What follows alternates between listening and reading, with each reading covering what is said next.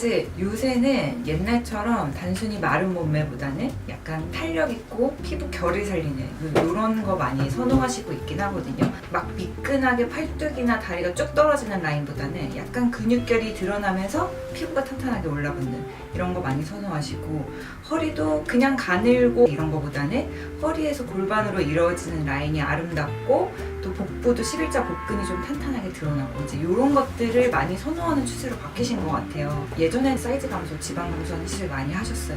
예전부터 많이 했던 게 지방 분해하는 약물 주입이라던가 고주파 시술, 그리고 얼려서 빼는 거 이런 거 많이 들어보셨죠? 가스 주입하는 거 이런 것들로 지방 파괴하는 시술을 많이 했는데, 요새는 이제 사이즈 감소만 원하시는 게 아니라 라인도 살리고 피부 탄력도 줘야 되고 또 건강하게 또 근육 결도 드러나야 되고 이런 것들을 많이 선호하셔가지고 탄력을 주는 시술을 같이 많이 병행하시기도 하고, 아무리 다리가 가늘어도 이제 셀룰라이티스는 예쁘지가 않거든요. 이제 이런 라인들을 중요하게 생각하시는 거, 이런 시술들을 가장 많이 선호하고 계세요.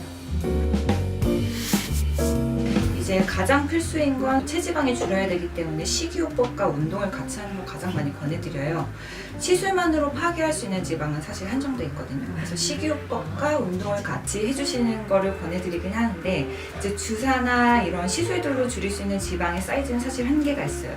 그래서 자기가 식이요법이랑 운동을 같이 했을 때 가장 큰 시너지를 낼 수 있고, 저희가 주사나 이런 레이저 장비 같은 것들로 지방을 파괴해드리면 이 파괴된 지방이 어딜 가느냐? 배출돼야 돼요. 배출이 되려 그러면 물도 많이 드시고 운동도 해주셔야 순환이 빨라지면서 죽어버린 지방들이 나갈 수가 있거든요. 그런데 이거를 그냥 죽었다고 해서 밥도 많이 먹고 영양분도 충분히 섭취해서 영양소가 많이 가게 되면 얘네가 다시 또 재생이 돼요. 그래서 시술로 죽여놓은 애들은 이제 충분히 배출이 되도록 해주셔야 되거든요. 그렇기 위해서라도 물도 많이 드시고 식이요법도 같이 해주시고 운동도 병행해주시면 훨씬 시너지를 내실 수 있어요.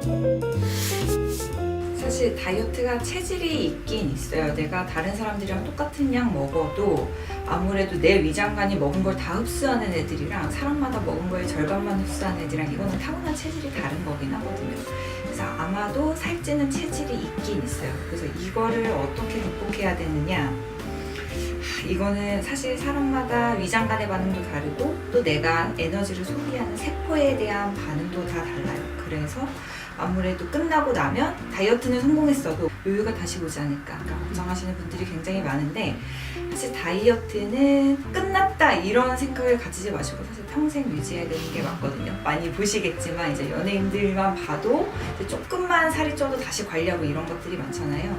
그러니까 연예인들뿐만 아니라 일반인들도 사실 마찬가지거든요. 마르고 날씬한 사람들 보면 타고나지 않은 이상 굉장히 자기가 스스로 관리를 열심히 하고 자기 몸에 굉장히 예민하게 반응하는 사람들이 결국 체중과 먹는 거와 운동을 적절하게 유지하면서 건강하게 삶을 사실 수 있는 것 같아요.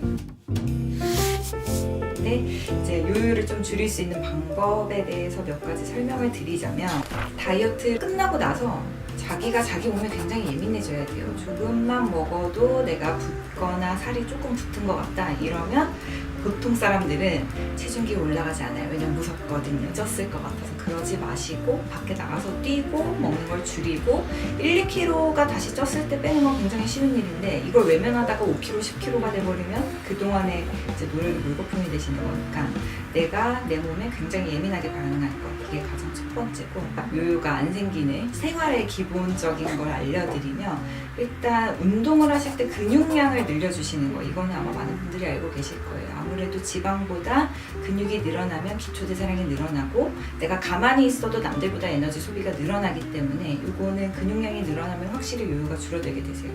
그래서 근육량을 늘리는 게 중요하고, 두 번째는 아침에 공복에 유산소를 하는 거를 추천을 드려요.